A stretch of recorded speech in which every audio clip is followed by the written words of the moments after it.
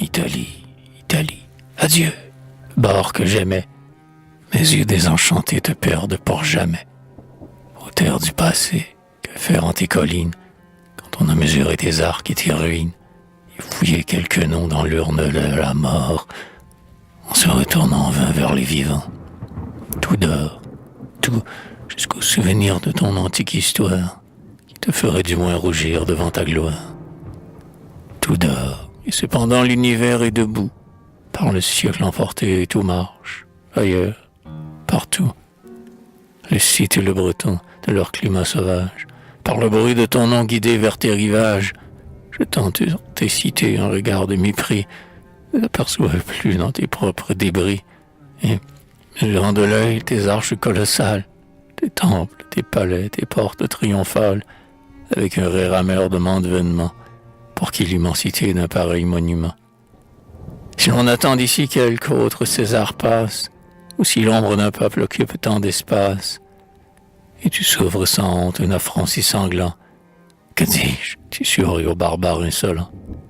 Tu lui vends les rayons de ton astre qu'il aime, avec un lâche orgueil, tu lui montres toi-même, ton sol partout empreint des pas de tes héros, ces vieux murs où leur nom roule en vains échos, ces marbres mutilés par le fer du barbare, ces bustes avec qui son orgueil te compare, et de ces champs féconds les trésors superflus, et ce ciel qui t'éclaire et ne te connaît plus.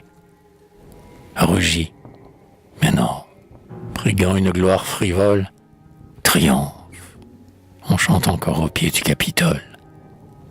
À la place du fer, ce sceptre des Romains, la lyre et le pinceau chargent tes faibles mains. Tu sais assaisonner des voluptés perfides, donner des chants plus doux aux voix de tes armides, animer les couleurs sous un pinceau vivant, ou, sous l'adroit burin de ton ciseau savant, prêter avec mollesse, au marbre de Blanduse, les traits de ces héros dont l'image t'accuse. Ta langue, modulant des sons mélodieux, a perdu l'âpreté de tes rudes aïeux.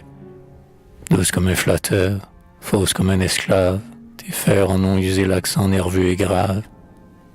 Et, semblable au serpent, dont les nœuds assouplis, du sol fangeux qu'il couvre imitent tous les plis, façonnée à ramper par un long esclavage, elle se prostitue au plus servile usage, et, s'exhalant sans force en stérile accent, ne fait qu'amollir l'âme et caresser les sens.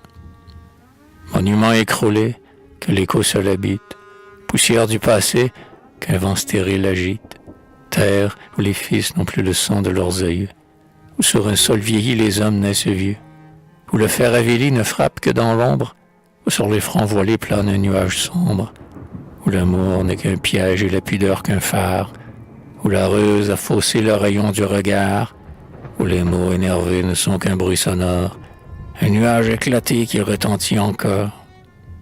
Adieu, pleure ta chute en vantant tes héros, sur des bords où la gloire a ranimé leurs os, je vais chercher ailleurs. Pardonne, ombre romaine, des hommes et non pas de la poussière humaine.